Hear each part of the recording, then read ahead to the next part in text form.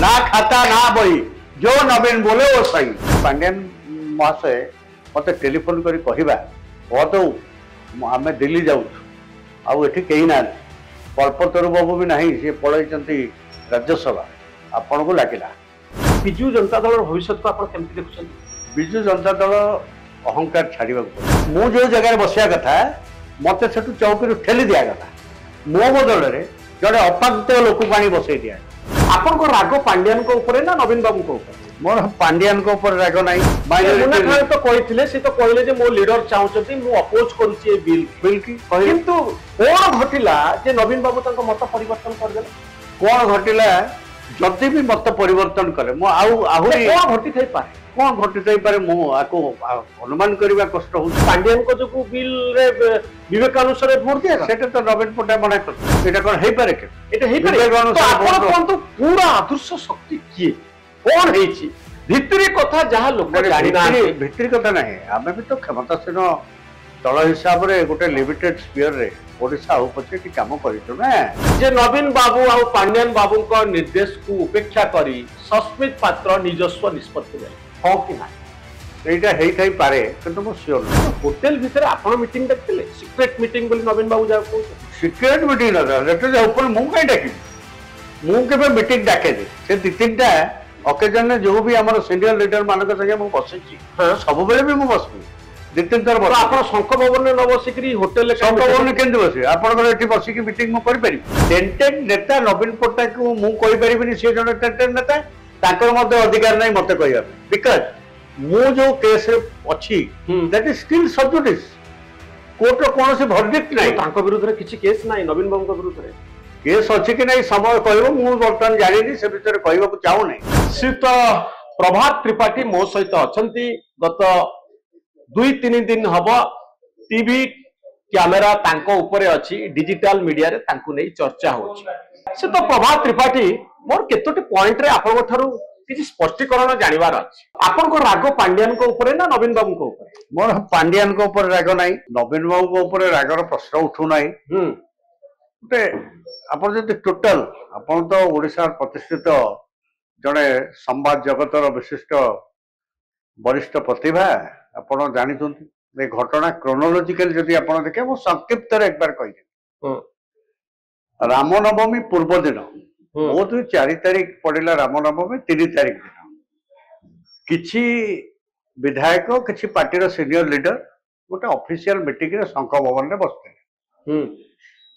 मत तार जे चेयरमैन से कमिटी आमर डेपुटी लीडर बीजेडी प्रसन्न आचार्य सी भी कहले तमें आसुना ये आमर शंख भवन मीटिंग की मोर निजर कारण जो मुझे से प्रथम से मीटिंग पर से बोधे अनुमान करुच्ची मु पूर्व दिन भोट ऑफ कॉन्साइंस एवं सस्मित पात्र दाबी करवा डॉक्टर सस्मित पात्र कहवा जे मु बिल सपक्ष भोट देछि सेटा गोटे हॉट न्यूज होता से मीटिंग रे से जो सीनियर लीडर माने बसते भीतर आलोचना है आलोचना होकर से भीतर कथा है ठीक है नहीं बीजेडी तेणु आम राज्य सभापति को लीडर ऑफ अपोजिशन को भेटा 5:30 बेले से जाते जो मोर निजर कार्य थिला व्यक्तिगत मुझे जोगदे पारि न भेटा पर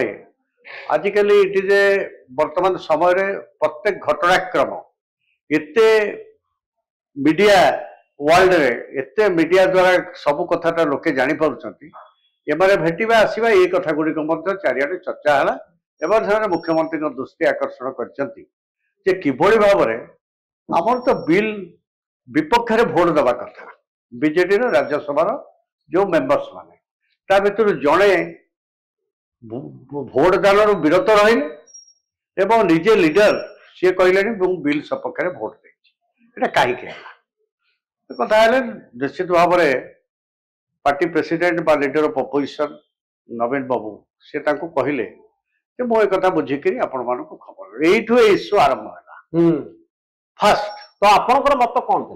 मोर मत था मोर मत था बीजेडी समस्त लोकंर प्राय मोटामोटी से मत जे आमर गोटे 2009 पर जदिव 9 पूर्व भी बीजेडी जो गोटे राजनीतिक दर्शन आधार गोटे दल सबु जे सबु दल 100% ताकू कार्यकारी करुच्ची सेटा मु दाबी करूनी किंतु किछिटा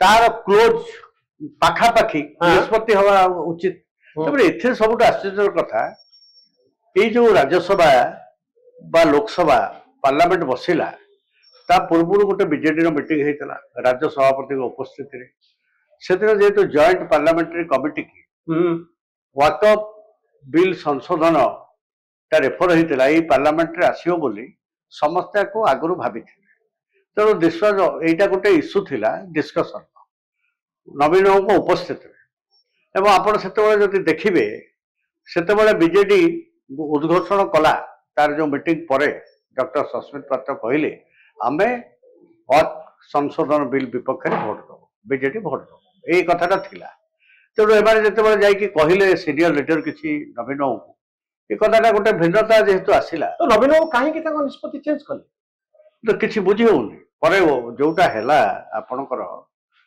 गोटे मुनाखा ये मुनाखा तो कहते से तो कहले जे मो लीडर चाहते मु अपोज करूची ए बिल की किंतु कौन घटिला जे नवीन बाबू तांको मत परिवर्तन कर देले कौन घटिला जदि भी मत परिवर्तन करे मो आहुरी कौन घटी थाई पारे कौन घटी थाई पारे मो आको अनुमान करबा कष्ट होची तो आपण भाबुचंती जे पांड्यन को जो बिल रे विवेकानुसार वोट दिया सेटा तो नवीन पट्टनायक मना करते से जो कथा आपण कहितली आपण को अनुमान रे प्रथमे बीजेडी रो स्टैंड चेंज पछरे काहर हाथ अछि से निजे पर वर्तमान जहा सुभाषिष खुंटिया जे पूरी पार्लियामेंट पूरी रो राज्यसभा मेंबर अच्छा सी कहले राज्य सभापति मत बिना एक कथा केबे घटी नथिबो एवं 3 जन पार्लियामेंट नवीन बाबू निजे मत परिवर्तन निजे मत परिवर्तन पांड्यानकर एकर हाथ नहीं सेटा तो नवीन पट्टनायक कहले सेटा मोर मत नुहे कि नहीं आपन को मत कर नवीन बाबू निजस्व बुद्धि रे काम कले ना पांड्यान सेतिरे गुटे रोल प्ले जदी पांड्यान निजे नवीन पट्टनायक कथा को धरिबा मोर मत आपन को मत रे कथा नवीन बाबू तो तांको पॉलिटिकल लोक आपन भी पॉलिटिकल लोक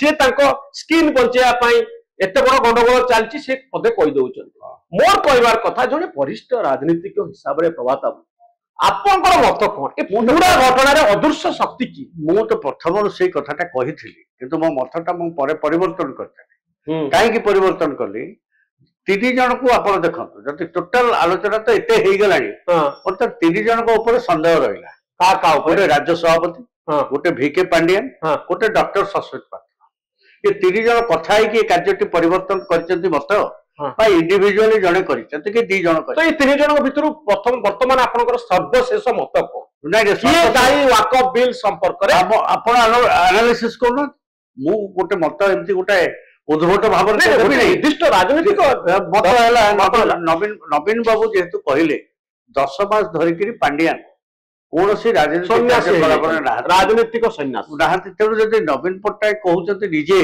राज्य सभापति पांड्यान एथे नहांती ताला 2 जन मुख्यमंत्री सॉरी आम राज्य सभापति नवीन बाबू एवं डॉक्टर सस्मित पात्र एवं डॉक्टर सस्मित पात्र फेरिकी भोट पर एबे फेरिकी आसिक किसी मतामत वर्तमान पर्यंत दौना तेणु एटा को बुझिया को पड़िबो निजे राज्य सभापति नवीन बाबू मन परिवर्तन कहीं मन परिवर्तन करथिबे आपण कोन जानि ना से तो अपोजिशन पार्टी रे अछंती बिजु जनता दल अपोजिशन स्पेस रे काम करूची बीजेडी बीजेपी विरुद्ध रे लड़ूची ओडिसा रे तो कहीं की जने मन परिवर्तन करथिबे पछरे कोन कारण से पर एबे टीवी रे मु डिटेल देखिने से जने हमर जे कटक रो पार्लियामेंट मेंबर भाव प्रतिद्वंदिता करते बीजेडी सी कहते मुस्लिम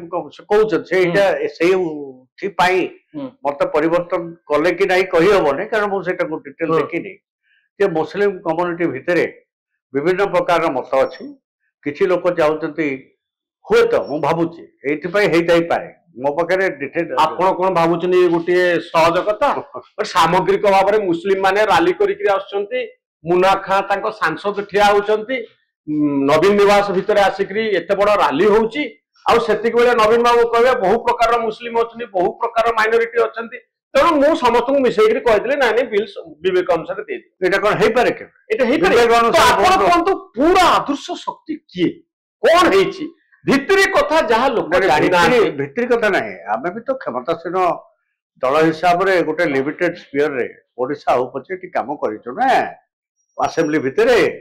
ଏଇଠି ଯେତେବେଳେ ଗୋଟେ ବିଲ୍ ସରକାରୀ ଦଳ ଆଣେ, ଏଠି ସରକାର, ମୁଁ ଆପଣ ଗୋଟେ ପ୍ରପୋଜିସନ କରୁଛି, ମତେ ଲାଗୁଛି ବିଜେପିର ପ୍ରେସରକୁ ସମ୍ଭାଳିବାରେ ନବୀନ ପଟ୍ଟନାୟକ ସମର୍ଥ ହେଲେ।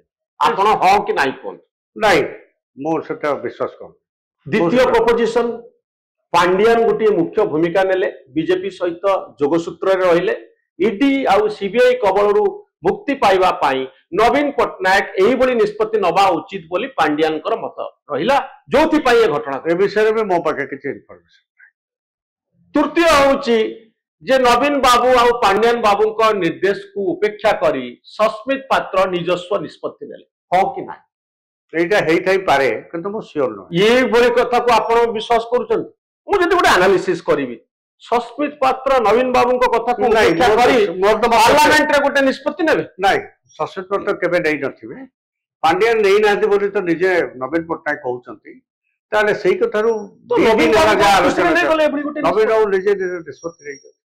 ତାହେଲେ ବର୍ତ୍ତମାନ ଟାର୍ଗେଟ ନବୀନ ବାବୁଙ୍କ ଉପରେ ବିଜେଡି ଏଇ ଯୋଉ ଟେକ୍ନିକାଲି ଆପଣ ଯଦି ଦେଖିବେ, ବିଜେଡି ଦଳ କେବେ ଏପରି ଭୋଟିଂ କରିପାରିବା କଥା ନୁହେଁ।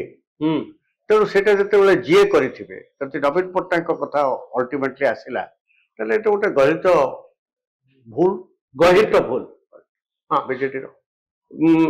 ଆପଣ ଭାବୁଛନ୍ତି ଇଏ ଗୋଟେ ସୁଯୋଗ କି ବିଜୁ ଜନତା ଦଳର ନେତୃତ୍ୱକୁ, ସେକେଣ୍ଡ ଲାଇନ ଲିଡରସିପକୁ ଏଷ୍ଟାବ୍ଲିଶ କରିବା ପାଇଁ ନବୀନ ବାବୁ ଉତ୍ତରାଧିକାରୀ ବାଛନ୍ତୁ, ଇଏ ଗୋଟିଏ ସୁଯୋଗ? କେମିତି? ଏଥିରେ ସିନା ଯୋଉଥିପାଇଁ ବିଜେଡିର ଅସନ୍ତୁଷ୍ଟ ନେତା ମାନେ ଏକଜୁଟ ହଉଛନ୍ତି, ଇଏ ଗୋଟିଏ ସୁଯୋଗ। ଏଇଠି ଆପଣ ସ୍ପଷ୍ଟ କରିଦିଅନ୍ତୁ କିଏ ନିଷ୍ପତ୍ତି ନଉଛି, ବିଜେଡିର କୌଣସି ଅସନ୍ତୁଷ୍ଟ ଭିନ୍ନ ମତ ସବୁ ଅଛି, ସବୁ ଦଳରେ ଅଛି, ଅଳ୍ପ ବହୁତ ବିଜେଡି ଅଛି। ଯୋଉଟା ଅବଦମିତ ହେଇକି କ୍ଷମତାରେ ଥିଲାବେଳେ ସବୁ ଦଳରେ ଥାଏ, ଆମ ଦଳରେ ଥିଲା। ଏବେ ହୁଏତ ସେଇଟା ଆଉ ଟିକେ ଅଧିକ ଭାବରେ ଦୃଶ୍ୟମାନ ହଉଛି। କିନ୍ତୁ ବିଜେଡିର ସେ ଭିନ୍ନ ମତ ଯୋଉମାନେ ପ୍ରକାଶ କରୁଛନ୍ତି, ଏପରି ଲକ୍ଷଣ ରେଖା କେହି ଦେଇନାହାନ୍ତି। ନୋବଡି ତାକୁ ଉଦ୍ଦେଶ୍ୟମୂଳକ ଭାବରେ ଅନ୍ୟ ପକ୍ଷରୁ ସେଟାକୁ ବିଭିନ୍ନ ଭାବରେ କୁହାଯାଉଛି। ସେଇ ଯୋଉ ନବୀନ ବାବୁଙ୍କ ନବୀନ ନିବାସର ଚାରିକଡ଼େ ବୁଲୁଥିବା କିଛି ନେତା ତାକୁ କହୁଥାଇପାରନ୍ତି, କିନ୍ତୁ ଆପଣ ଯଦି ସବିଶେଷ ଭାବରେ ଦେଖିବେ, ଗୋଟିଏ ଦଳ ପଲିଟିକାଲ ପାର୍ଟି, ବିଜୁ ଜନତା ଦଳ ହଉ, କଂଗ୍ରେସ ହଉ, ଏନି ପଲିଟିକାଲ ବିଜେପି ହଉ, ତା ଭିତରେ କିଛି ଭିନ୍ନ ମତ ସବୁ ଜାଗାରେ ଥାଏ, ଡିସେଣ୍ଟ ଭ୍ୟୁଜ ଥାଏ। ଡେମୋକ୍ରେସିରେ ସେଇଟା ଆବଶ୍ୟକ। ସେଇଟାକୁ ଗୋଟେ ଲକ୍ଷଣ ରେଖା ଭିତରେ ରହିଲେ ବି କ୍ଷତି ନାହିଁ। ତାକୁ ଏତେ ନିଜର ଅହଙ୍କାର ଏବଂ 24 ବର୍ଷର କ୍ଷମତା ଅଳିନ୍ଦରେ ଥିବା କାରଣରୁ ସବୁ ମତକୁ ବେଖାତିର କରିବା ଏବଂ ସମସ୍ତଙ୍କୁ ଗୌଣ ଭାବରେ ନ୍ୟୁନ ଭାବରେ ଦେଖିବା, এটা ঠিক কথা ନୁହେଁ। ଆପଣ ଭାବୁଛନ୍ତି ଆପଣଙ୍କୁ ଗୌଣ ଭାବରେ ଦେଖାଯାଉଛି? ମତେ ଦେଖିବା ନ ଦେଖିବା ନଟ୍ ଇମ୍ପୋର୍ଟାଣ୍ଟ। ମୁଁ ତ ନବୀନ ନିବାସ 5 ବର୍ଷ ହେଲା ଯାଇଛି। ନବୀନ ପଟ୍ଟନାୟକ ଯେତେବେଳେ ନିର୍ବାଚନରେ ହାରିଗଲେ, ଆମ ଦଳ ହାରିଗଲା, କେବଳ ତାକୁ ଯାଇଥିଲି ଦେଖା କରିକି କନସୋଲ କରିବା ପାଇଁ। ନହେଲେ 5 ଇୟର୍ସ ମୋ ପୁଅ ଏମଏଲଏ ହେଲା ପରେ I was confined to Cuttack district. Somehow or other ମୋର ତ କୌଣସି ଅଫିସିଆଲ ପୋଜିସନରେ ବିଜେପି ପାଣ୍ଡିଆନ ବାବୁ କେତେ ଥର ଭେଟିଛନ୍ତି ଆପଣ? ଜମା ଭେଟିନି 5 ବର୍ଷ ଭିତରେ, ନେଭର, ନଟ୍ 2 minutes even। ଆଉ ସେ 24 ମସିହାରେ ଯୋଉ ପ୍ରଚାର କରୁଥିଲେ, ଭିଡିଓ ଭାଇରାଲ ହଉଛି ଆପଣଙ୍କ ଆବସେନ୍ସରେ। ମୁଁ ଆବସେଣ୍ଟ, ମୁଁ ନଥିଲି। ତ ସିଏ ଆଉ ଗୋଟେ କଥା କହୁଛନ୍ତି, ମୁଁ ସେ ପର୍ଯ୍ୟାୟକୁ ତ ଯିବି। ପ୍ରଥମେ ଆପଣ କୁହନ୍ତୁ, ସେ ହୋଟେଲ ଭିତରେ ଆପଣ ମିଟିଂ ଡାକିଥିଲେ, ସିକ୍ରେଟ ମିଟିଂ ବୋଲି ନବୀନ ବାବୁ ଯାହା କହୁଛନ୍ତି? ସିକ୍ରେଟ ମିଟିଂ ନଥିଲା, ମୁଁ କାହିଁ ଡାକିବି? ମୁଁ କେବେ ମିଟିଂ ଡାକେନି। ସେ 2-3ଟା ଅକେଜନରେ ଯୋଉ ବି ଆମର ସିନିୟର ଲିଡର ମାନଙ୍କ ସାଙ୍ଗେ ମୁଁ ବସିଛି, ସବୁବେଳେ ବି ମୁଁ ବସିନି, 2-3 ଥର ବସିଛି। ଆପଣ ଶଙ୍ଖ ଭବନରେ ନ ବସିକିରି ହୋଟେଲରେ? ଶଙ୍ଖ ଭବନରେ କେମିତି ବସିବେ? ଆପଣଙ୍କର ଏଠି ବସିକି ମିଟିଂ ମୁଁ କରିପାରିବି? You are the owner of this premises. ତ ଶଙ୍ଖ ଭବନର ଓନର କଣ? ଗୋଟେ ଆମ ଭିତରେ ପ୍ରଥମ କଥା, ଆଗ 2ଟା କଥା କ୍ଲିୟର ହେଇଯାଉ। ଓନ୍ଲି ଅଫିସିଆଲ ମିଟିଂରେ ବିଜେଡିର ତୃଣମୂଳ କର୍ମୀ, ସିନିୟର ଲିଡର କେବଳ ବସିପାରିବେ, ଚିଟଚାଟ କରିକି ଆଲୋଚନା ନିଜ ଭିତରେ ପଲିଟିକାଲ ସିଚୁଏସନ ଭିତରେ କରିପାରିବେ ନାହିଁ। ଇଏ ପାବନ୍ଦ, ଇଏ ରକ୍ତଚକ୍ଷୁ କେହି ଦେଖେଇବା ଉଚିତ ନୁହେଁ। ଯେ କେହି ରକ୍ତଚକ୍ଷୁ ଦେଖେଇବା କେହି ଦେଖେଇ ପାରିବନି ଇନ୍ ଡେମୋକ୍ରେସି। ଆମେ ଲଢି ଲଢିକି ଆମର ପୂର୍ବସୂରୀ ମାନେ ସ୍ୱାଧୀନତା ଦେଇଛନ୍ତି, କଥା କହିବାର ଅଧିକାର। ଆପଣ କଣ କଥା ଶଙ୍ଖଭବନ ଦେବ କିଏ? ଶଙ୍ଖଭବନ ନିଜେ ଅଫିସିଆଲ ପ୍ରେମିସେସ୍, ତାଙ୍କର ଅଫିସ ସେକ୍ରେଟାରୀ କିଏ ଥିବ। ତାପରେ ଆମେ ବସିଲୁ ଆମର ପ୍ରାଇଭେଟଲି ଆଲୋଚନା କରିବା ପାଇଁ କେତେକ ଘଟଣା ଯାହା ରାଜନୀତି ସ୍ତରରେ ଘଟି ଯାଉଛି, ସାଂଗଠନିକ ନିର୍ବାଚନ ଦଳର ହଉଛି, ଆପଣ ଗୋଟେ କଣ ରିଜଲ୍ୟୁସନ ପାସ୍ କଲେ ସେଠି ରିଜଲ୍ୟୁସନ କିଛି ପାସ୍ ମାନେ ବିଜେଡିର ଶୁଣନ୍ତୁ, ଆମେ ଚାହୁଁ ଯେ ଫ୍ରିଡମ ଅଫ ମିଡିଆ।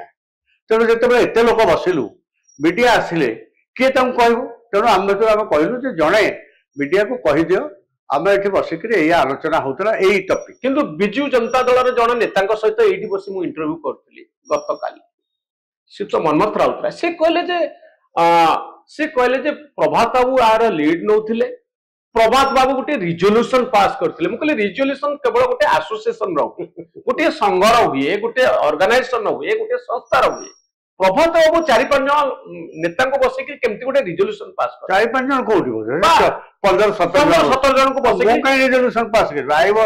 ମୁଁ ବୋଧେ 17 ଜଣଙ୍କ ଭିତରୁ ସବୁଠୁ ଲୋଏଷ୍ଟ ପର୍ସନ ଯିଏ ସେଥିରେ ଗୋଟେ ଯାଇକିରି ଯୋଗ ଦେଇଥିଲେ। ଆପଣ ଲିଡରସିପ ନଉନ? ନା ନା ନା ନା, ମୁଁ କାହିଁ ଲିଡର? ସେଠି କେଡେ କେଡେ ନେତା ଥିଲେ। ଏଇଟା ସିକ୍ରେଟ ନଥିଲା, ଇଟ୍ ୱାଜ୍ ନେଭର ସିକ୍ରେଟ। ସାମ୍ବାଦିକ କେମିତି ଯାଇଲେ? ଏଠି 100ଟା ସାମ୍ବାଦିକ ଥିଲେ। ତେଣୁ ଆମେ ଯେହେତୁ ଫ୍ରି ପ୍ରେସରେ ବିଶ୍ୱାସ କରୁ, ମୁଁ ନିଜେ ପ୍ରପୋଜ କଲି ସେ ମିଟିଂଟାରେ, ମୁଁ ଦେଖନ୍ତୁ ପ୍ରସନ୍ନ ଭାଇ, ଆମେ ଏଠୁ ଏମିତି ପଳେଇବାଟା ଠିକ ହବନି, ଆମେ ଯିବା, ଆମେ ତ କିଛି ଚୋରି କରିବା ପାଇଁ ବସିନେ, ଆମକୁ ଗୋଟେ ଜାଗା ବସିବା ପାଇଁ ଦରକାର ଥିଲା। ଆମମାନଙ୍କ ଘରେ 17-18 ଜଣ କୋଉଠି କାହା ଘରେ କିଏ ବସିପାରିବ? ତେଣୁ ଗୋଟେ ହୋଟେଲରେ କିଏ ଯୋଗାଡ଼ କରିଦେଇଛି, ଆମେ ଆସି ବସି ସେ ଦୋସା ଇଟିଲି ଖାଇକି ଆମେ ସେଠି ଲଞ୍ଚ ଆୱାରରେ ବି ନାହୁଁ। ତେଣୁ ଆମ ଭିତରୁ ଜଣେ କାହାକୁ ଆପଣ କହିଦିଅନ୍ତୁ, ସିଏ ମିଡିଆକୁ କହିଦବ ଆମ ଆଲୋଚନା କଣ ଭୁଲ ହେଲା ମତେ କୁହନ୍ତୁ। ଆଉ ସେ ମନ୍ମଥ ବାବୁ ସିଏ କଣ କହିଲେ ନ କହିଲେ ସେଇଟା ମୋର କିଛି କଣ୍ଟେଷ୍ଟ କରିବାର। ନବୀନ ବାବୁ ତାପରେ ଆସିଲେ। ଆଚ୍ଛା, ମୁଁ ଆଉ ଟିକେ କ୍ଲାରିଫିକେସନ ଆପଣଙ୍କଠାରୁ ନେଇଯାଏ। କୁହାଯାଉଛି ଯେ ନବୀନ ବାବୁଙ୍କର ବୟାନ ପରେ ବିଜେଡି ନେତା, ଆପଣଙ୍କ ଭଳି ବିଜେଡି ନେତା ମାନେ, ଅସନ୍ତୁଷ୍ଟ ନେତା ମାନେ ନର୍ଭସ ହେଇଯାଇଛନ୍ତି। ନର୍ଭସ ହେଇ একবার ପ୍ରଫୁଲ୍ଲ ମଲ୍ଲିକ କହୁଛନ୍ତି। ପ୍ରଫୁଲ୍ଲ ମଲ୍ଲିକ ତ ସେ ମିଟିଂରେ ଜଣେ ୱାନ୍ ଅଫ୍ ଦି ଆଟେଣ୍ଡାଣ୍ଟ। ସେ ଯଦି ନର୍ଭସ ହେଇଥାନ୍ତେ ଆଜି ସିଏ କଣ କହିଲେ? ଆଉ ମୁଁ ନର୍ଭସ ହେଇଥିଲେ ଆଜି ଆପଣଙ୍କ ପାଖକୁ ଆସି ଏଠି ଇଣ୍ଟରଭ୍ୟୁ ଦଉଥାନ୍ତି। କେହି ନର୍ଭସ ହେବେନି, ଏଟା ମନେ ରଖନ୍ତୁ। ଇସ୍ୟୁ ବଞ୍ଚିକି ରହିବ, ଯେତେ ଇସ୍ୟୁ ବଞ୍ଚିକି ରହିବ, ୟାକୁ ଯେତେ ଦବେଇବାକୁ ଚେଷ୍ଟା କରିବେ ସେ ଫୁଟିକି ବାହାରିବ। ଏମର୍ଜେନ୍ସି ଆପଣ ଦେଖିନା ଇସ୍ୟୁଟା କଣ? ଇସ୍ୟୁଟା ବିଜେଡିର ଷ୍ଟାଣ୍ଡ ଅନ୍ ୱାକଅପ୍ ବିଲ୍। ଇଏ ମାଇନରିଟି ଭୋଟ 9 ମସିହାରୁ ଡାଇରେକ୍ଟଲି ଓଡ଼ିଶାରେ କଂଗ୍ରେସ ଦଳ ଥିବା ସତ୍ତ୍ୱେ ବିଜୁ ଜନତା ଦଳ ତାର ମେଜର ଚଙ୍କ ପାଇ ଆସୁଛି।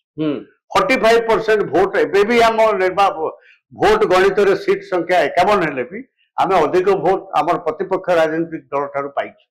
ତେଣୁ ଏଇ ସବୁ କଥା ଗୁଡାକ ଯେତେବେଳେ ଆଲୋଚନା ହଉଛି, ଅଟୋମେଟିକାଲି ଯୋଉମାନେ କନସେନ୍ସରେ ପଲିଟିକ୍ସ କରୁଛନ୍ତି ତାଙ୍କୁ ମିଶେଇକି ତ ଆପଣଙ୍କର ଗୋଟେ ଦଳ। ତ ଇସ୍ୟୁ ଆପଣଙ୍କର ସୋର ନିର୍ବାଚନ ମଣ୍ଡଳୀ, ସାଲେପୁର ନିର୍ବାଚନ ମଣ୍ଡଳୀ, ବାହାଙ୍ଗା ନିର୍ବାଚନ ମଣ୍ଡଳୀ, ଏମିତି ଆମର ଉପକୂଳ ଓଡ଼ିଶାରେ ପ୍ରାୟ 20ଟା 22ଟା ନିର୍ବାଚନ ମଣ୍ଡଳୀ ଅଛି ଯୋଉଥିରେ ମାଇନରିଟି ମୁସଲିମ ଭୋଟ ସେଟା ଗୋଟେ ନିର୍ଣ୍ଣାୟକ ସ୍ଥିତି ନିଏ। ସେଠି ଯିଏ ରାଜନୀତି କରୁଛି ସେ ବ୍ୟତିବ୍ୟସ୍ତ ହଉଛି।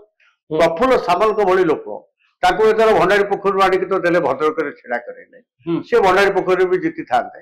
ଏଠି ଭଦ୍ରକରେ ଲାଷ୍ଟ ମୋମେଣ୍ଟରେ ତାଙ୍କୁ ପ୍ରାର୍ଥୀ କରାଗଲା ବୋଲି ସେ ଅଳ୍ପ ଭୋଟରେ ହାରିଗଲେ। ସେ ବିଚଳିତ ସେ ମେଣ୍ଟାଲି ଯେ ପୁରାପୁରି ଭଦ୍ରକ ସିଟ୍ ଡିସାଇଡିଂ ଜିତିବାର ସେ କଥାଟା ନିର୍ଭର କରେ minority vote, particular BJD candidate ପାଇଁ।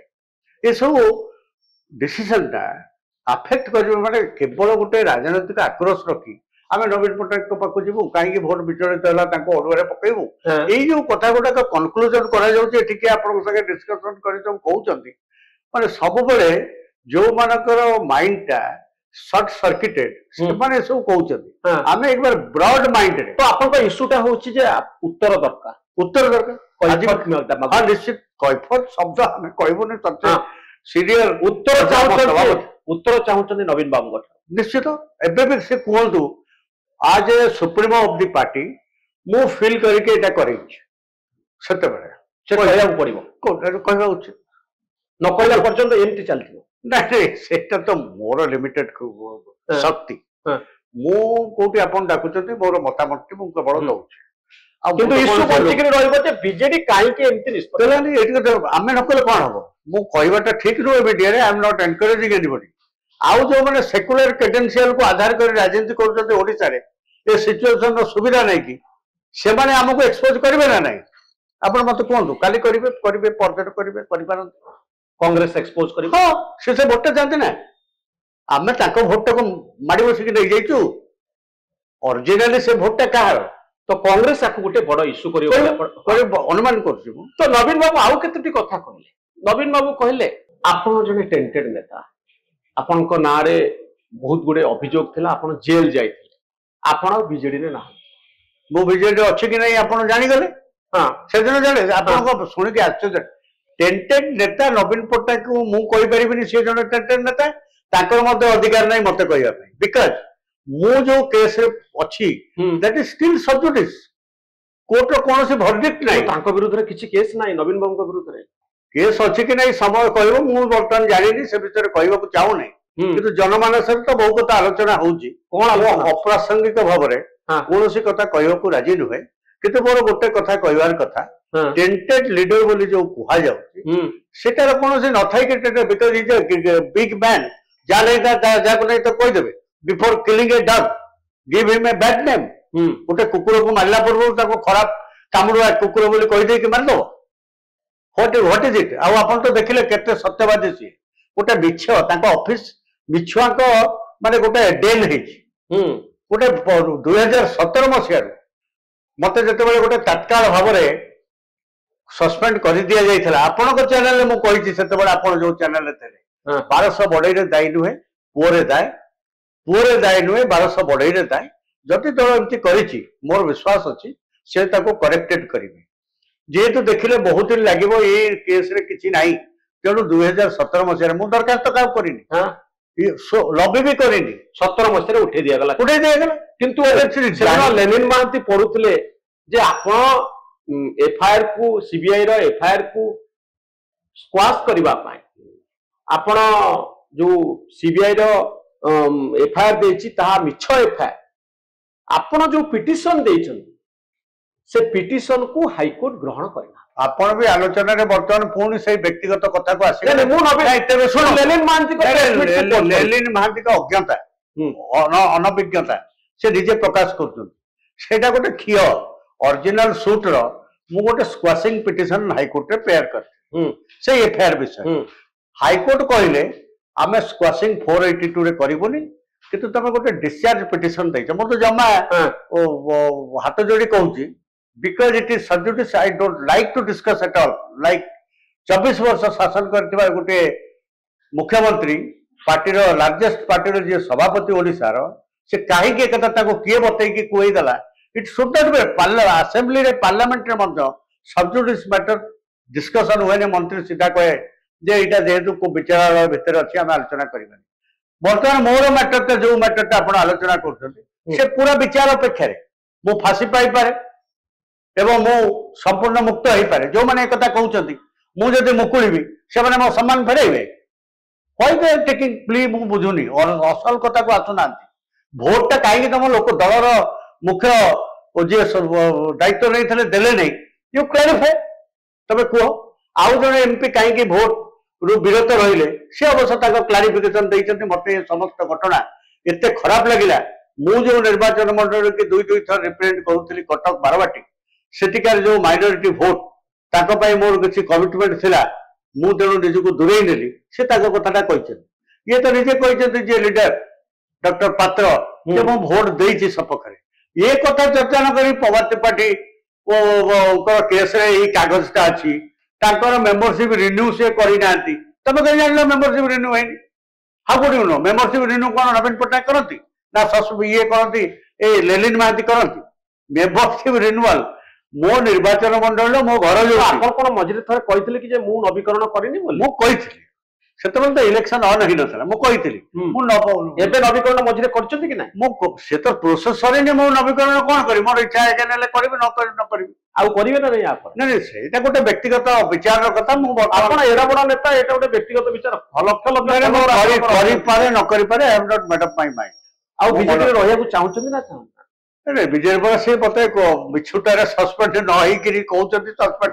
सस्पेंड हो गले नवीन पट्टनायक आउ टे क्लारिफाई करवा दरकार व्हाट इज माय पोजीशन से दिन 4टा बेले जिते बड़े कहले से सस्पेंड होती से गोटे मिथ्याचार आश्रय ने मूल तत्व को घोड़े देवाई ये गोटे तांकर मिथ्याचार आश्रय तो बर्तमान आप ଯେତେବେଳେ ଆପଣ ଅଛନ୍ତି ନା ନା ମୁଁ କଣ ସେ ଜାଣିଥିବେ ମୁଁ ତ ମୋର ଅଛି ଲୋକଙ୍କ ଭିତରେ ମୁଁ ତ ମୋର ଅଛି ଇଏ କଣ ଏମିତି କଥା ଯେ ତଲାକ ତଲାକ ତଲାକ କହିଦେଲା ମାନେ ଆପଣ ପଳେଇଲେ ଏମିତି ତ ହୁଏନି ନବୀନ ବାବୁ କହିଲେ ତମେ ନା ତମେ ତାର ତ କାଗଜ ପତ୍ର କିଛି ହବ ଆପଣଙ୍କ ପାଖକୁ ଆସିବ କିଛି ଆସିଲାଣି କି ନା ନାହିଁ କିଛି ଆସୁଛି କିଛି କେହି ଦବାର ନାହିଁ ଏଠି ନା ଖାତା ନା ବହି ଯୋଉ ନବୀନ ବୋଲେ ଓ ସही ଏ ହଉଛି କଥା ଏ ହଉଛି କଥା ନା ଖାତା ନା ବହି ଖାତା ବହି ଥିଲେ ସେ ଦେଖିନଥିଲେ 17 ମସିହାରେ ଏବଂ ଆପଣ ବିଶ୍ୱାସ କରନ୍ତୁ ମନୋରଞ୍ଜନ ବାବୁ ଆପଣ ଗୋଟେ କୋଉ ରେଟ୍ର କେଡ଼େ ବଡ଼ ଜର୍ଣ୍ଣାଲିଷ୍ଟ ଆପଣ ବିଶ୍ୱାସ କରନ୍ତୁ ତାଙ୍କ ମାନେ ସୋସିଆଲ ମିଡ଼ିଆରେ କାମ କରୁଥିବା ଓଡ଼ିଶାର ମୋତେ ଯେତେବେଳେ ପଚାରିଲେ ଜଣେ ମୋର ବନ୍ଧୁ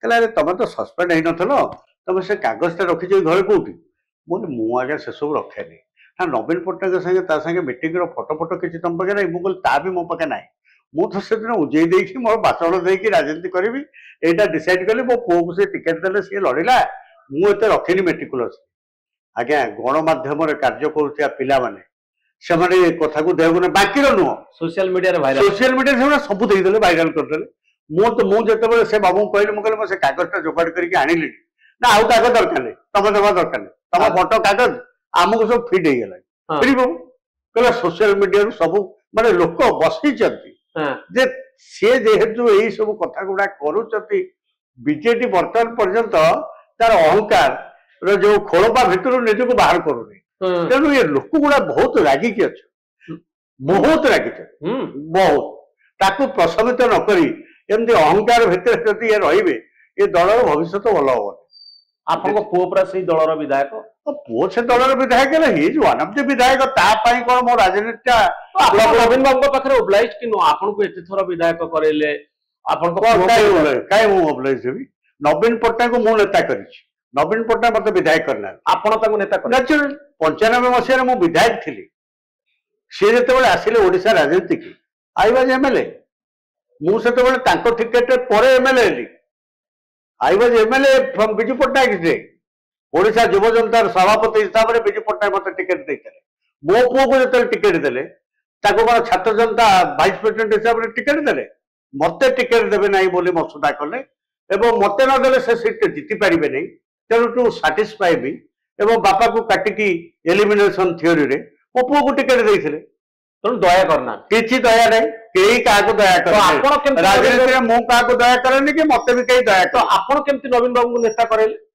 ସେତେବେଳେ କରେଇଲୁ ସେତେବେଳେ ଓଡ଼ିଶା ରାଜନୀତି ଚିତ୍ର ସେଟା ବହୁତ ପୁରୁଣା କଥା ଆପଣ ଜାଣିଛନ୍ତି ଅଫକୋର୍ସ ସେତେବେଳେ ଯୋଉ ସ୍ଥିତି ଥିଲା ଯୋଉ ତତ୍କାଳୀନ ଜନତା ଦଳ ସେଥିରେ ନେତୃତ୍ୱ ନେବା ଭଳି ସ୍ଥିତିରେ ବହୁତ ଲୋକ ଆମ ପାଖେ ଥିଲେ କିନ୍ତୁ ତାଙ୍କ ଭିତରେ ସହମତି ନଥିଲା ତେଣୁ ତା ପୂର୍ବରୁ ବିଜୁ ପଟ୍ଟନାୟକ ଅବର୍ତ୍ତମାନରେ ଆମର ସିନିୟର ଲୋକମାନେ ଆଙ୍କୁ କରିଥିଲେ ନବୀନ ବାବୁଙ୍କୁ ଆଣି ପାର୍ଲାମେଣ୍ଟ ମେମ୍ବର କରିଥିଲେ ସେ ଜନତା ଦଳର ପାର୍ଲାମେଣ୍ଟ ଆସିକାର ତେଣୁ ଆସିକାର ତେଣୁ ଏଠି ଗୋଟେ କିଛି ଲୋକ କହିଲେ ବିଜୁ ପଟ୍ଟନାୟକଙ୍କର 27 ବର୍ଷର ଗୋଟେ ଅଛି ବେସ୍ଟା ଅଛି ଆମେ ତାକୁ ରିପ୍ରେଜେଣ୍ଟ କରୁଛୁ ଆମ ଭିତରେ କଥା ତ ତୁଟି ପାରୁନି ତେଣୁ ନବୀନ ପଟ୍ଟନାୟକ ଏମପି ହିସାବରେ ତାଙ୍କୁ ଆଣିକି ପାର୍ଟିର ପ୍ରେସିଡେଣ୍ଟ କରାଯିବ କିଏ ଦସ୍ତଖତ କରିବ ଆମେ ହଉଛୁ ଯୋଉମାନେ 43 ଜଣ ଏମଏଲଏ ଥିଲେ ତା ଭିତରୁ ଆମେ ହଉଛୁ 23 ଜଣ ଏମଏଲଏ ଆମେ ଜଣ ପ୍ରଥମେ ସିଗ୍ନେଟୋରୀ ହେଇକିରି ତାଙ୍କୁ ନେଇକି ଆସିଲୁ ଆଉ ନବୀନ ପଟ୍ଟନାୟକ ମତେ କଣ ଟିକେଟ ଦେବାରେ ଦୟା କଲେ ମୁଁ ତ I was a leader all through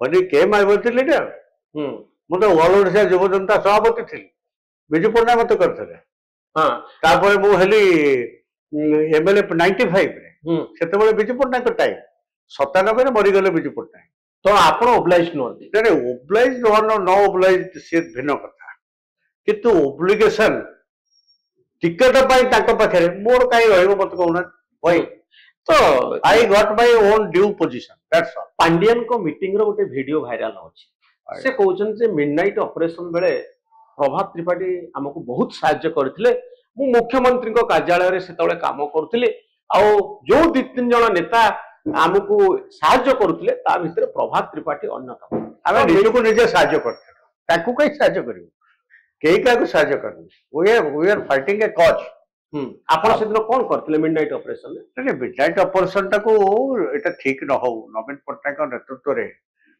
BJD ଚାଲୁ ଏଇ ଥିଓରି ସାଙ୍ଗରେ ଆମର ସହମତି ଥିଲା ଏବଂ ଆମେ ଯୋଉମାନେ ବୁଝି ନ ପାରିକିରି ସେପଟେ ପ୍ୟାରୀବାବୁଙ୍କ ସାଙ୍ଗରେ କିଛି ଲୋକଙ୍କ କଥାରେ ପଡି ଯାଇ ମେଳି ବାନ୍ଧିଥିଲେ ହଁ ତାକୁ ଆମେ ଆଣିକିରି ଏକଜୁଟ କରି ସେ କଥାଟା ଯେମିତି ହେଇପାରିବନି ସେତିକିରେ ଉଦ୍ୟମ କରୁଥିଲୁ। ପାଣ୍ଡିଆରାଓଙ୍କ ସେତେବେଳେ ବହୁତ ଟଚରେ ଥିଲେ ଆପଣ। ନାଇଁ ପାଣ୍ଡିଆନ ତ ନଥିଲେ ସେଠି ଥିଲେ। ଏଇ ଯୋଉ ଅପରେସନ ଆମେ ଯେତେବେଳେ କଲୁ ହଁ ସେତେବେଳେ ମିଷ୍ଟର ପାଣ୍ଡିଆନ ୱାଜ ୱିଥ ନବୀନ ପଟ୍ଟନାୟକ ଲଣ୍ଡନରେ ଥିଲେ। ଲଣ୍ଡନରେ ଥିଲେ। ସିଏ ଥିଲେ ଆଦିତ୍ୟ ପାଢୀ ବି ବୋଧେ ସେଇ ଆପଣ କଣ ଲଣ୍ଡନ ଫୋନ କଲେ? ହଁ ଚିଫ ସେକ୍ରେଟାରୀ ଆମେ କହିଲୁ ହୁଁ ବିଜୟ ପଟ୍ଟନାୟକକୁ। ସିଏ ତ ଚିଫ ଅଫ ଦି ଗୋଟେ ମୁଖ୍ୟମନ୍ତ୍ରୀର ତ ଗୋଟେ ଅଫିସ ଅଛି ନା, ହୁଁ ମୁଖ୍ୟମନ୍ତ୍ରୀ ଅଫିସର ମୁଖ୍ୟ ରାଜ୍ୟର ସେ ତ ଚିଫ ସେକ୍ରେଟାରୀ ନା। ହୁଁ ତେଣୁ ଚିଫ ସେକ୍ରେଟାରୀ ଆମେ କହିଲୁ this is happening, you intimate your boss till that period. ସେଇ ସମୟ ପର୍ଯ୍ୟନ୍ତ ନବୀନ ପଟ୍ଟନାୟକ ହିଁ ତାଙ୍କର ଚିଫ ମିନିଷ୍ଟର। ହୁଁ ତେଣୁ ଯେତେବେଳେ ଚିଫ ମିନିଷ୍ଟର ଅଫିସଟା ଅସୁବିଧାରେ ପଡିବ ଆମେ ପ୍ରଥମେ ଚିଫ ସେକ୍ରେଟାରୀ କି କହିବାର ଆବଶ୍ୟକତା ଅଛି। ହୁଁ ତାକୁ କହିଲୁ କାହିଁ ସେତେବେଳେ ତାଙ୍କ ପ୍ରାଇଭେଟ ସେକ୍ରେଟାରୀ ଏଠି ନଥିଲେ, ହୁଁ ପ୍ରିନ୍ସିପାଲ ସେକ୍ରେଟାରୀ ବି ମୋର ମନେ ହଉଛି, ମୁଁ ମନେ ପକେଇ ପାରୁନି ସେତେବେଳେ ବି ସିଏ ନଥିଲେ। ତେଣୁ ଚିଫ ସେକ୍ରେଟାରୀ ଆମେ ଭାବିଲୁ ତାଙ୍କୁ ଆଗ ଯାଇକି କହିବା। ହୁଁ ତାକୁ କହିଲା ପରେ ସବୁ କଥା ହେଲା। ଆମେ ଲୋକବାକ ଆଣିକିରି ପଠେଇଲୁ, କଣ ହଉଛି ଯାଇକି ଶହୀଦନଗରରେ ଦେଖ, ଏସବୁ ହେଇକି ରାଜନୀତି କାର୍ଯ୍ୟକ୍ରମ କରିକି ସେଟା ହେଲାନି। ବଟ୍ ଅନେଷ୍ଟଲି ହଁ ସେଟା ସିଏ ପ୍ରଶଂସା କଲେ, ଇଟ୍ ଇଜ ହିଜ ଗ୍ରେଟନେସ୍। କିନ୍ତୁ ଆମେ ନିଜକୁ ନିଜେ ସାହାଯ୍ୟ କରୁଛୁ। ନିଜକୁ ନିଜେ ନିଶ୍ଚିତ ଗୋଟେ ତ ପାଣ୍ଡିଆନଙ୍କ ସହିତ ଆପଣଙ୍କର କେତେ ଇଣ୍ଟରାକ୍ସନ? ନାଇଁ ପାଣ୍ଡିଆନଙ୍କ ସହିତ ମୋର ଇଣ୍ଟରାକ୍ସନ ଥିଲା ଟିଲ୍ 2019 19 ମସିହା ପର୍ଯ୍ୟନ୍ତ। ତାପରେ ମୋର ଆଉ ଦେଖା ସାକ୍ଷାତ କେବେ ବି ହେଇନି। ସେ ଦେଖା କେବଳ ମୋ ପୁଅର ମ୍ୟାରେଜ ଫଙ୍କସନ ପାଇଁ ହଁ ସେ କୋଭିଡ ବେଳେ ଯେତେବେଳେ ହେଲା ହୁଁ ମୁଁ ତାଙ୍କୁ ଗୋଟିଏ ନିମନ୍ତ୍ରଣ ପତ୍ର, ଆଉ ପୁଅ ତ ନେଇକି ନିଜ ବାହାଘର କାର୍ଡ ଦବନି, ମୁଁ ଯାଇକି ତାକୁ ଦେଇଥିଲି। କିନ୍ତୁ କେବେ କୌଣସି ଆଉ ଇଣ୍ଟରାକ୍ସନ କେବେ ନାହିଁ। ଆପଣଙ୍କ ପାଖକୁ ଆସିଥିଲେ ବାହାଘର? ନାଇଁ ସେ ଆସିନଥିଲା, ସେ ଆସିଲେ ନବୀନ ବାବୁ ଆସିଥିଲେ? ନା, ନବୀନ ବାବୁ ସେତେବେଳେ କୋଭିଡ ଆସିଲାଣି। କୋଭିଡ ପାଇଁ ଦେ ହ୍ୟାଡ ବ୍ଲେସ୍ଡ ହଁ ମାଇ ସନ୍, ସେଥିରେ କିଛି ଅସୁବିଧା ନାହିଁ। ସାମାଜିକ ସ୍ତରରେ ସେ କଥା ଗୁଡା ତ ଏଇ ପାଣ୍ଡିଆନଙ୍କ ସହିତ ଆପଣଙ୍କର ସେମିତି ମୋର ବ୍ୟକ୍ତିଗତ କିଛି ଅସୁବିଧା କିଛି ଅସୁବିଧା ନାହିଁ। କିଛି ଅସୁବିଧା। ଆପଣ ତାଙ୍କୁ ଭଲ ଆଡମିନିଷ୍ଟ୍ରେଟର ଭାବରେ ମାନନ୍ତି? ନାଇଁ ମୁଁ ତାଙ୍କ ପାଇଁ ସାର୍ଟିଫିକେଟ ଯେତେବେଳେ ଦେଲି, ହଁ ଯେତେବେଳେ 2012ରୁ 14 ମୁଁ ଯେତେବେଳେ ବହୁତ ଇମ୍ପୋର୍ଟାଣ୍ଟ ପୋଜିସନରେ ଥିଲି, ହଁ ସେତେବେଳେ ପାଣ୍ଡିଆନ ପ୍ରାଇଭେଟ ସେକ୍ରେଟାରୀ ନୂଆ ନୂଆ ହେଇକି ଥିଲେ, ପାଣ୍ଡିଆନ ହେଇନଥିଲେ। ହଁ ମତେ ମିଡିଆରେ ଦିନେ ପଚରାଗଲା, ସେତେବେଳେ ତ ଅଫିସିଆଲ ହଁ କୌଣସି ବ୍ରିଫ କରିବା ଲୋକ ନଥିଲେ। ହଁ ମୁଁ ଭର୍ଚୁଆଲି ସ୍ପୋକ୍ସପର୍ସନ କେହି କେହି ନଥିଲେ। ନଥିଲେ, ସବୁ ବ୍ରିଫିଂ ମୋର। ହୁଁ ଦଳ ପାଇଁ ଅଲମୋଷ୍ଟ ଅଲ୍ ବ୍ରିଫିଂ ମୁଁ କରୁଥିଲି। ହୁଁ ସେଇ ବ୍ରିଫିଂରେ ମତେ ଦିନେ ଜଣେ କହିଲେ, ମୁଁ ସେ ନାଁଟା ନେବାକୁ ଚାହୁଁନି, ମୁଁ ମିଡିଆରେ ଏମିତି ଆପଣଙ୍କ ସାଙ୍ଗରେ ବସିଲା ବେଳେ ମତେ, ଆଜ୍ଞା ଆମେ ଶୁଣୁଛୁ ଯେ ପ୍ରାଇଭେଟ ସେକ୍ରେଟାରୀ ମୁଖ୍ୟମନ୍ତ୍ରୀଙ୍କର ଅଛନ୍ତି ମିଷ୍ଟର ପାଣ୍ଡିଆନ, ସିଏ ବହୁତ ପଲିଟିକିଂ କରୁଛନ୍ତି, ହୁଁ ଆପଣଙ୍କର ମତାମତ କଣ? ମୁଁ କହିଲି ନାଇଁ ଶୁଣ, ପ୍ରାଇଭେଟ ସେକ୍ରେଟାରୀ ପୋଷ୍ଟ ଏପରି ଯେ ଓପି ମାଥାଇଙ୍କ ଠାରୁ ଆରମ୍ଭ କରି ହୁଁ ଆମର ଅନ୍ୟ ସବୁ ହଁ ପ୍ରାଇଭେଟ ସେକ୍ରେଟାରୀ ମାନେ ସେମାନେ କେତେକ କାର୍ଯ୍ୟକ୍ରମ ସରକାରୀ ଚାକିରି କରିବି ହଁ କରିପାରିବେ। କିନ୍ତୁ ଫର ୟୋର କାଇଣ୍ଡ ଇନଫର୍ମେସନ, ପାଣ୍ଡିଆନ ହଉଛନ୍ତି ଜଣେ ଆଗ୍ରେସିଭ ଆଣ୍ଡ ହମ୍ବଲ ବ୍ୟୁରୋକ୍ରାଟ। ହଁ ରେକର୍ଡ ଅଛି, ଏଇ ରେକର୍ଡିଂ ଏଇଆ ମୁଁ କହିବା, ତାଙ୍କ ରେକର୍ଡିଂ ଯେମିତି ବାଜୁଛି। କିନ୍ତୁ ଆପଣ ବି ସେତେବେଳେ ଜାଣିନଥିଲେ ଯେ ପାଣ୍ଡିଆନ ହେଇଯିବେ? ମୁଁ କିଛି ଜାଣିବି, ମୁଁ ଜାଣିନଥିଲି। ତାପରେ ମୋର ଆକ୍ଚୁଆଲି ଅସୁବିଧାଟା ହେଲା 2014ରେ, ଏମିତିକି ପାଣ୍ଡିଆନ ମହାଶୟ ମତେ ଟେଲିଫୋନ କରି କହିବା, ଦଉ ଆମେ ଦିଲ୍ଲୀ ଯାଉଛୁ, ଆଉ ଏଠି କେହି ନାହାନ୍ତି, କଳ୍ପତରୁ ବାବୁ ବି ନାହିଁ, ସିଏ ପଳେଇଛନ୍ତି ରାଜ୍ୟସଭା, ଆପଣଙ୍କୁ ଲାଗିଲା। ଏଭଳି ମଧ୍ୟ ଆପଣ ଟିକେ ଦେଖୁଥିବେ, ସେତେବେଳକୁ ରେଜଲ୍ଟ ଗଣା ହେଇନି, ମିନିଷ୍ଟ୍ରି ହେଇନି। ଏମିତି ଭଲ ରିଲେସନ ବି ଥିଲା, କିଛି ଖରାପ ରିଲେସନ ନଥିଲା। ହଁ ପରବର୍ତ୍ତୀ ସମୟରେ ପୁରାପୁରି ସିଚୁଏସନ ଖରାପ ରିଲେସନ ବି ତାଙ୍କ ସାଙ୍ଗେ ସେମିତି କିଛି ହେଇନି। 10 ବର୍ଷ ମୋର କାହିଁ ଗୋଟେ ଇମ୍ପ୍ରେସନ ହେଲା 2009, 10 ବର୍ଷ ତ ଆଉ କଣ, 2009ରେ 2-3 ବର୍ଷ କୋଭିଡ ରହିଲା।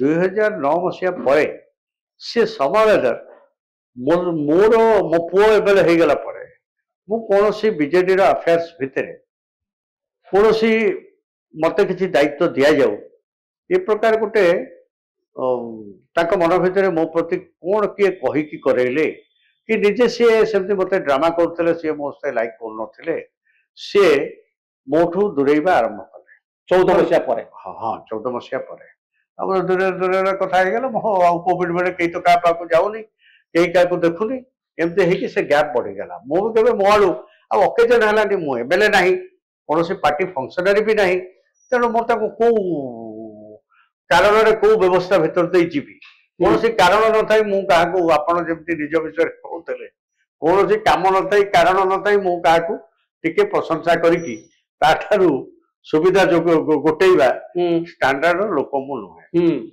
ତ ପାଣ୍ଡିଆନ ବାବୁଙ୍କର ରାଗ ଟିକେ ଭିତରେ ରହିଲା, ପାଣ୍ଡିଆନ ବାବୁଙ୍କର ରାଗ ରହିଲା ଟିକେ ଆପଣଙ୍କ ପ୍ରତି, କୋଉଠି ରାଗ ରହିବ ବୋଲି ଶବ୍ଦଟା ଏକ୍ଜାକ୍ଟଲି ମୁଁ ଭାବୁନି ତାକୁ କିଛି। ସେତେବେଳେ ଶୁଣନ୍ତୁ, ସିଏ ମୁଁ ଯେତେବେଳେ ତାଙ୍କୁ କହିଥିଲି ହମ୍ବଲ ଆଣ୍ଡ ଆଗ୍ରେସିଭ ବ୍ୟୁରୋକ୍ରାଟ, ସେତେବେଳେ ଯୋଉ ପାଣ୍ଡିଆନଙ୍କର ମାନେ ନିଜର ମନ ଭିତରେ ଅଭିଳାଷ ଥିଲା, କିଛି ବର୍ଷ ଗଲା ପରେ ଆମେ ମାନେ ମିଶିକିରି ତାଙ୍କ ଅଭିଳାଷକୁ ବହୁତ ପାଣି ଦେଇକି ସିଏ ମୁଖ୍ୟମନ୍ତ୍ରୀ ହେଇପାରିବା ଭଳିଆ ଲୋକ ବୋଲି ଆମେ ତାଙ୍କୁ ପେଣ୍ଟିଂ କଲୁ। ତ ଆପଣ କଣ ଭାବୁଛନ୍ତି ସେ ମୁଖ୍ୟମନ୍ତ୍ରୀ ହେବା ପାଇଁ ଯାଉଥିଲେ ପାଣ୍ଡିଆନ? ଓଡ଼ିଶା ଲୋକ ଏଇ କନକ୍ଲୁଜନ କରିକିରି ବିଜେଡି ଦଳଟାକୁ ବୁଡେଇ ଦେଲେ। ଆପଣ ଏଇଟା ଜାଣିଥାନ୍ତୁ, ବିଜେଡି ଭୋଟ ନ ପାଇବାର ଯାହା ଯାହା କାରଣ ଅଛି, ସବୁଠୁ ଗୁରୁତ୍ୱପୂର୍ଣ୍ଣ କାରଣ ହେଲା ଯେ ନବୀନ ପଟ୍ଟନାୟକ ବୟସାଧିକ ହେଇଗଲେଣି, ତାଙ୍କର ଇଏ ଭାବରେ ସକ୍ସେସର ଭାବରେ ସେ ଭିକେ ପାଣ୍ଡିଆନକୁ ଦାୟିତ୍ୱ ଦେଇଦେଲେ। ତାକୁ ଆପଣ କଣ ଏଇ ଥ୍ୟୁରିରେ ବିଶ୍ୱାସ କରନ୍ତି? ସତରେ ମୁଁ ଭୋଟ ଦେବା, ମୁଁ କଣ ବିଜେଡି କି ଭୋଟ ଦେଇନି? ନାଇଁ ଆପଣଙ୍କ ବିଶ୍ୱାସ କରନ୍ତି ଭିକେ ପାଣ୍ଡିଆନ ମୁଖ୍ୟମନ୍ତ୍ରୀ ହବା ପାଇଁ ସେଇଟା ସେଇ ଅନୁସାରେ ପରସେପସନଟା ହିଁ ରାଜନୀତି। ମନୋରଞ୍ଜନ ବାବୁ ଆପଣଙ୍କୁ କଣ ବୁଝେଇବି? ପରସେପସନ ନୁ ପଲିଟିକ୍ସ। ଲୋକ ନବୀନ ପଟ୍ଟନାୟକ, ସତଟା କଣ, ନବୀନ ପଟ୍ଟନାୟକ ଯାହା ଯୋଉ ଅନୁସାରେ ପେଣ୍ଟିଂ କରାଯାଇଛି 24 ବର୍ଷ ଭିତରେ, ନବୀନ ପଟ୍ଟନାୟକ କଣ ସେଇଆ? ନବୀନ ପଟ୍ଟନାୟକ କଣ? ଓହୋ, ଯାହା ପେଣ୍ଟିଂ କରା, ମତେ ଯାହା ଯୋଉ ଅନୁସାରେ ପେଣ୍ଟିଂ କରାଯାଉଛି, ମୋ ଏରିଆ ଲୋକ ପେଣ୍ଟିଂ କରୁଛନ୍ତି, ମୁଁ ପ୍ରକୃତରେ ସେଇଆରେ କେହି ବି ସେମିତି ହେଇପାରିବନି। ଗୋଟେ ସେଇ ଅନୁସାରେ ଗୋଟେ ପ୍ରୋଜେକ୍ଟ କରାଯାଏ ଲୋକଙ୍କ ପାଖରେ। ପାଣ୍ଡିଆନକୁ ଯୋଉ ଅନୁସାରେ ଲୋକ ଆମେ ପ୍ରୋଜେକ୍ଟ କଲୁ, ଲୋକେ ତାକୁ ଗ୍ରହଣ କରିବାକୁ ରାଜି ହେଲେ। ଏଇଟା ଆମେ ଜାଣିଲା ବେଳକୁ ଲେଡି ଗୋଡ଼ କହୁଣିକି ପହଞ୍ଚିଯାଇଛି। ଆମେ ଯେତେବେଳେ ପାଣ୍ଡିଆନ ଚାକିରି କରିଥିଲେ 5ଟି ସେକ୍ରେଟାରୀ ହିସାବରେ ବୁଲିଲେ, ବୁଲିଲା ବେଳେ ସେଥିରେ ଟିକେ ସେ ମଡ୍ୟୁଲଟା ଚେଞ୍ଜ କରିବାର ଥିଲା। ମୁଁ ଯଦି ସେଇ 14 ମସିହା ପୂର୍ବ ରିଲେସନରେ ଥାନ୍ତି, ମୁଁ ମୁଖ୍ୟମନ୍ତ୍ରୀ ହେବା କଥାଟାକୁ କେବେ ପସନ୍ଦ କରିନଥାନ୍ତି ବା ସେଇଟାକୁ ଆଗକୁ ନେଇନଥାନ୍ତି, କିନ୍ତୁ ମୁଁ ତାଙ୍କର ଆକ୍ସେପ୍ଟେବିଲିଟିଟାକୁ ଅଦରୱାଇଜ କରାଇବା ପାଇଁ ଉଦ୍ୟମ କରିଥାନ୍ତି। କରାଇଲେନି, କେହି ଏମଏଲଏ ଯିବେନି, କେହି ଯିବେନି। ଆରେ ଏମଏଲଏଟା ଗୋଟେ କନସେନ୍ସସରୁ ଭୋଟ ପାଇଛି, ତାଙ୍କର ଦୁଃଖ ସୁଖ ଭଲ ମନ୍ଦ, ବାହାଘର ପୁଆଣି ଘର, ସିଏ ଛିଡା ହଉଛି ମଲା ଘର, ସିଏ ଯାଉଛି।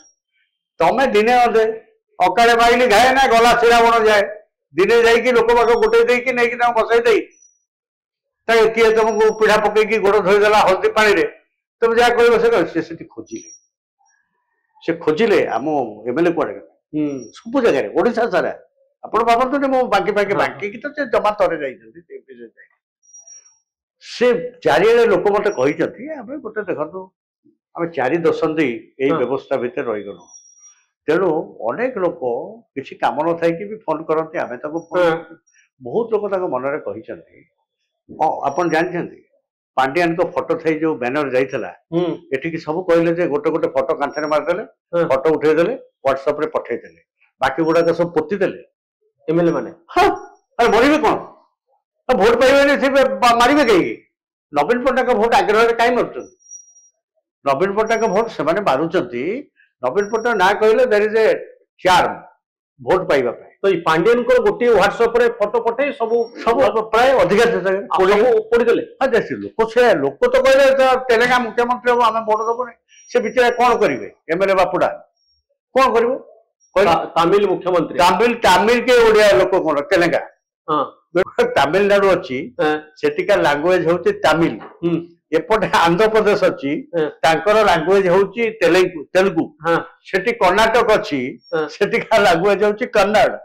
ସେଠି କେରଳ ଅଛି, ତାଙ୍କ ଲାଙ୍ଗୁଏଜ ହେଲା ମାଲାୟାଲମ। ଆମ ଓଡିଆ ଲୋକଙ୍କୁ ଦିନେ ଆପଣ ମନୋରଞ୍ଜନ ମତେ ଚାଲନ୍ତୁ, ଆପଣ ତ ଯାଇଥିଲେ ଆମର ମୟୂର ପାର୍କ ଦେଖିବାକୁ, ବାଟ ପାଉନଥିଲେ ମତେ ଗାଡି ଅଟକେଇଲେ, ଏଠି ମୟୂର ପାର୍କ କୋଉଠି, ମୁଁ ନେଇକି ଆପଣଙ୍କୁ ଛାଡିବି। ସେଇଭଳି ଆପଣ ମୋ ସହିତ ଚାଲନ୍ତୁ, ମୁଁ ଆପଣଙ୍କୁ ଦେଖେଇଦେବି, ଲୋକ ଡାକି କହିଦେବି ସେ କଥା ମୁଁ ଯାହା କହୁଛି ତାର ସତ୍ୟତା ଅଛି ନା, ପୁରାପୁରି 100%। ଏବେ ଏମଏଲଏ ମାନେ ମାନିବେନି, ହାରି ଯାଇଥିବା ଏମଏଲଏ ମାନେ ମାନିବେନି, କିନ୍ତୁ ବାରାନ୍ତରେ ସବୁ କହୁଛନ୍ତି ତମେ କଣ କର, ଆମେ ତାକୁ ପତେଇ ଦେଇଛୁ। ଆକୁ ସେ ପ୍ରକୃତରେ ସେ ଦେ ୱାର କମ୍ପେଲ୍ଡ। ଗ୍ରାଉଣ୍ଡ କଣ୍ଡିସନ ଟା ହଁ ଯେତେବେଳେ ଭୋଟ ପାଇବା ଭଳିଆ ସୁବିଧାଜନକ ହବ ନାହିଁ ହଁ ବୋହୁ କି ତର୍କେ କି ନ କରନ୍ତି ପାପ ସେ ଶଳା ଇଲେକ୍ସନରେ ଠିଆ ହେଇଛି ହୁଁ ତା ଲାଞ୍ଜଟା କପା ଖାଇରେ ପଶିଛି ହୁଁ। ସିଏ କେମିତି ଏଥିରୁ ମୁକୁଳିବ ସେ ଯାହା ନାହିଁ ତା ପାଣ୍ଡିଆନଙ୍କ ଠାରୁ କେମିତି ମୁକୁଳିବ? ହଁ ସେଥିରୁ କେମିତି ମୁକୁଳିବ ହଁ। ଆଉ ସେ ତ ଜବରଦସ୍ତି ଦିଆ ହେଇଛି 300 ଲେଖା ବ୍ୟାନର ଗୋଟେ ଗୋଟେ ନିର୍ବାଚନ ମଣ୍ଡଳୀ କି ତା ଦେହରେ ପାଣ୍ଡିଆନଙ୍କର ବ୍ୟାନର ହଉ ସେଠୁ ବବି ଦାସଙ୍କ ଫଟୋ କେମିତି ରହିବ ହଁ। ମୁଁ ଏଇ ସବୁ ଡିଟେଲ କେମିତି କଣ କିଏ ହେଲା ଚାହୁଁଥିଲା ବବି ଦାସଙ୍କ ଫଟୋ ବି ମରା ସେ ଫଟୋରେ ଥିଲା ନା ହଁ ସେଥିରେ ପାଣ୍ଡିଆନଙ୍କ ସେ ଫଟୋ ଥିଲା ବବି ଦାସଙ୍କ ଫଟୋ ଥିଲା ହୁଁ ସେ 300 500 ଲେଖା ସବୁ ଗାଡି ବୁଲିକି ଚାରିଆଡେ ଦେଲା ହୁଁ ନବୀନ ବାବୁଙ୍କ ଫଟୋ ଛୋଟ ଥିଲା ନା ବଡ ଥିଲା? ନବୀନଙ୍କର ଛୋଟିଆ ଏଡିକିଟିଏ ଏଇ ଅବସ୍ଥା ଭିତରେ ଯାହା ହଁ ଲାଷ୍ଟ କ୍ୱେଶ୍ଚିନ୍ ପ୍ରଭାତ ବାବୁ ଏ ବିଜୁ ଜନତା ଦଳର ଭବିଷ୍ୟତକୁ ଆପଣ କେମିତି ଦେଖୁଛନ୍ତି? ବିଜୁ ଜନତା ଦଳ ଅହଙ୍କାର ଛାଡିବାକୁ ପଡିବ ବିଜୁ ଜନତା ଦଳ ସମସ୍ତଙ୍କୁ ନବାକୁ ପଡିବ ଆପଣଙ୍କୁ ଗୋଟିଏ କଥା କହି ଦଉଛି ଲାଷ୍ଟ କଥା ବହୁତ ଯୋଉ ଦଳକୁ ଆମେ ଗଢିଥିଲେ ମୁଁ ଯାହା କହିଲି ସେ ଦଳର ଗୋଟେ ଅବକ୍ଷୟ ହଉ ଆମେ କେବେ ଚାହିଁବୁନି ଆମକୁ ନିଜର ରାଜନୈତିକ ଉତ୍ଥାନରେ ଶତ୍ରୁ ଭାବିକି କିଛି ଲୋକ ଆମ ବିରୁଦ୍ଧରେ କହୁଥାଇ ପାରନ୍ତି ସେଟା ଭିନ୍ନ କଥା କିନ୍ତୁ ମୋର ମନେ ହୁଏ 10 ମାସ ଧରି ଯେଉଁମାନେ ବିଜୁ ଜନତା ଦଳର ନବୀନ ନିବାସ ଚାରିକଡ଼େ ଘୁରି ବୁଲୁଛନ୍ତି ଦଳର ପ୍ରମୁଖ ନେତା ବୋଲି ଦାବି କରୁଛନ୍ତି ସେମାନେ ଔଦ୍ଧତ୍ୟ ଏବଂ ଅହଙ୍କାର ଭିତରୁ ବାହାର କରିପାରିନାହାନ୍ତି ଏବଂ ସେମାନଙ୍କ ମନରେ ଅନ୍ୟ ଲୋକମାନଙ୍କୁ ଆମେ ଆଣି ଡିସିସନ ମେକିଂ ପ୍ରୋସେସରେ ପୁରେଇ ଦେଲେ ଆମର ବୋଧହୁଏ ଗୁରୁତ୍ୱ କମିଯିବ ଏଇ ମାଇଣ୍ଡ ସେଟ୍ରେ ବିଜୁ ଜନତା ଦଳର ଭବିଷ୍ୟତ ଅନ୍ଧକାର ଯଦି ନବୀନ ବାବୁଙ୍କର ସଦ୍ବୁଦ୍ଧି ହବ ସିଏ ଏଇ ସେଥିରେ କଣ ଦରକାର ଥିଲା ପ୍ରଭାତ ତ୍ରିପାଠୀକି ସସ୍ପେଣ୍ଡ କଲ ଠିକ ଅଛି ଆଇ ଏମ୍ ଆନ୍ ଇଣ୍ଡିଭିଜୁଆଲ ମତେ ଗୋଟେ କହିଦେଲ ଯାହା ଗୋଟେ ଭୁଲ କଥା କହିଲ ମିଛ କଥା କହିଲ ଖବର କାଗଜରେ ମୁଁ ଦେଲି ଲୋକେ ଦେଲେ କଣ ଦରକାର ଥିଲା 15-17 ଜଣ ସିନିୟର ମେମ୍ବର ତାଙ୍କ ସାଙ୍ଗରେ କେତେ ଦୁଃଖ ସୁଖ ନବୀନ ବାବୁ ବାଣ୍ଟିଛନ୍ତି ତାଙ୍କ କେତେ ଆଡଭର୍ସ ସିଚୁଏସନରେ ଦଳର ସେମାନେ ଛିଡା ହେଇଛନ୍ତି ଗୋଟିଏରେ ତମେ କାହିଁ ହୋଟେଲ ବସି ମିଟିଂ କଲ ତାଙ୍କୁ ଯୋଉ ରେଡ୍ ଆଇଜଟା ଦେଖେଇଲେ ସେମାନେ ଜୀବନରେ ଭୁଲି ପାରିବେ ଏଇଭଳିଆ ମାନସିକତାରେ ଏଇ ଔଦ୍ଧତ୍ୟ ଅହଙ୍କାର ବିଜେଡିର ମାନସିକତାରେ ଆପଣ ଭାବୁଛନ୍ତି ଏଇ ପାର୍ଟିଟା ହାରିକି ଥିଲାବେଳେ it will come up to a winning position ମୁଁ ତ କାହିଁ ଭାବି ପାରୁନି ସେଇ ଖୋଳପାରୁ ବାହାରି ସବୁ ସହମତି ଭିତ୍ତିରେ ସମସ୍ତଙ୍କୁ ନେଲେ ନିଶ୍ଚିତ ଭାବରେ ବିଜେଡି ଆଗାମୀ ଦିନରେ 45% ଭୋଟ ଅଛି ନିଜକୁ ନିଶ୍ଚିତ ଭାବରେ ଆଗକୁ ନେଇଯାଇପାରିବ ଯେଭଳି ପାଣ୍ଡିଆନଙ୍କ ଫ୍ୟାକ୍ଟର ଭଳି ଆଉ ଗୋଟେ ଗୁରୁତ୍ୱପୂର୍ଣ୍ଣ କାରଣ ଆପଣ ଆଜ୍ଞା ମନେ ରଖିବେ ବିଜୁ ପଟ୍ଟନାୟକ 27 ବର୍ଷର ଗୋଟେ ଇଥସ୍ ଏବଂ ନବୀନ ପଟ୍ଟନାୟକ 24 ବର୍ଷର ଆଉ ଗୋଟେ ରାଜନୈତିକ କାର୍ଯ୍ୟକ୍ରମ ଏ ଦିଟା ମିଳନରେ ଗୋଟେ ବିଜୁ ଜନତା ଦଳ ହେଇଥିଲା ତା ଭିତରୁ କିଛି ବୟସ୍କ ହେଲେ ମରି ହଜିଗଲେ ନୂଆ ବ୍ଲଡ ବି ସେ ମନ୍ମଥ ରାଉତରାୟଙ୍କ ଭଳିଆ ଇଞ୍ଜେକ୍ଟେଡ ହେଲେ ସେଥିରେ କିଛି ଭୁଲ ନାହିଁ ୟଙ୍ଗ ମ୍ୟାନ୍ ସୁଡ୍ କମ୍ ଏ ଦୁଇଟାର ସମ୍ମିଶ୍ରଣରେ ଯୋଉ ସ୍ଥିତିଟା ତିଆରି ହେଲା ଯାହା ଆଗରୁ ହଉଥିଲା 19 ମସିହା ପରେ ମନୋରଞ୍ଜନ ବାବୁ ଇଣ୍ଟରଭ୍ୟୁ ନେଉଛନ୍ତି ଯୋଉ ଚେୟାରରେ ବସିବା କଥା ସେ ବସିବେନି ସେ ଛିଡା ହେଇକି ଇଣ୍ଟରଭ୍ୟୁ ନେବେ ସେଠି ଆଉ ଗୋଟେ କିଏ ବସିବ ଯୋଉ ଲୋକ ଜିଲ୍ଲା ସ୍ତରରେ ବିଜେଡିର 30 ବର୍ଷ ଧରି ଲହୁ ଲୁହ ଦେଇକି କାମ କରିଛି ହିଜ୍ ନୋବଡି ଆଉ ଗୋଟେ ଭୁବନେଶ୍ୱରରୁ ଇମ୍ପୋର୍ଟ କରାଯିବ ଏଇ ଲୋକ ଗଲା ସିଏ ହଉଛି ସେ ଜିଲ୍ଲାର ଅବଜର୍ଭର ତା କଥା ମାନିକି ସମସ୍ତେ ଚଳିବ ତ ମାନେ ଡିସବାଲାନ୍ସିଂ ମାନେ ମୁଁ ଯୋଉ ଜାଗାରେ ବସିବା କଥା ମତେ ସେଠୁ ଚୌକିରୁ ଠେଲି ଦିଆଗଲା ମୋ ବଦଳରେ ଜଣେ ଅପାନ୍ତ ଲୋକକୁ ଆଣି ବସେଇ ଦିଆଗଲା ଅଲ୍ଟିମେଟଲି କଣ ହେଲା ନା power balancing was disbalance imbalance একবার ইম্বালান্স হয়ে গেল ଆପଣ ଛତ୍ରେ ଛତ୍ରେ ଏଇଟାକୁ ଦେଖିବେ ତ ଏବେ କଣ ହବ? ଏବେ ସେଇଟାକୁ କରେକ୍ସନ କରିବାକୁ ପଡିବ ସେଇ କାମରେ ଆପଣ ମୁଁ ସେ କାମରେ କଣ ରହିବି ମତେ କିଏ ପଚାରୁଛି ନା ମୁଁ କହିଲି ଯେ ବିଜେଡି ଆପଣ ଯେମିତି ଭାବୁଛନ୍ତି ସବୁ ପଲିଟିକାଲ ପାର୍ଟି ହେଲ୍ଦି ରହୁ ଲୋକଙ୍କ କଜ ପାଇଁ ଲଢୁ ଇଲେକ୍ସନରେ ଲୋକେ ଯାହାକୁ ପସନ୍ଦ କରିବେ ଏଇ କଥାଟାକୁ ଆମେ ଯଦି ଓଡିଆ ଲୋକ ହିସାବରେ ଭାବିବା ତାହେଲେ ବିଜେଡି ମଧ୍ୟ ତା ନିଜକୁ ସଂଶୋଧିତ କରିବା ଦରକାର ଯୋଉ ଯୋଉ କାରଣ ଗୁଡାକ ପାଇଁ ଦଳର ପରାଜୟ ହେଲା ବିଜେଡି କଣ ଗୋରୁ ବାଡେଇଥିଲା ନା ମଣିଷ ମାରିଥିଲା ନିଜକୁ ଠିକ ଭାବରେ ତାର ନ୍ୟାରେଟିଭ୍ସଟା ଲୋକଙ୍କ ପାଖରେ ପହଞ୍ଚେଇ ପାରିଲାନି ଯୋଉ ନ୍ୟାରେଟିଭ୍ସଟା ଚାଲିଗଲା ପାଣ୍ଡିଆନ ମୁଖ୍ୟମନ୍ତ୍ରୀ ହେଇଯିବ କଣ୍ଟାବାଜିରେ ନବୀନ ପଟ୍ଟନାୟକ କାହିଁ ଠିଆ ହେଇଛନ୍ତି କଣ୍ଟାବାଜିରୁ ପାଣ୍ଡିଆନ ଠିଆ ହବ ଏଇ ନ୍ୟାରେଟିଭ୍ସଟା ଯୋଉ ଅନୁସାରେ ଏବଂ ଆପଣ ଜାଣନ୍ତି ନେଗେଟିଭ କଥାଟା ବିଜୁଳି ବେଗରେ ପ୍ରଚାରିତ ହୁଏ ଭଲ କଥାଟା ସେ କମ ତେଣୁ ଆପଣଙ୍କର ଯୋଉ ଶେଷ ପ୍ରଶ୍ନ ବିଜେଡିର ଭବିଷ୍ୟ ବିଜେଡି ଅହଙ୍କାର ଖୋଳପା ଭିତରୁ ନିଜକୁ ମୁକୁଳେଇବା ଦରକାର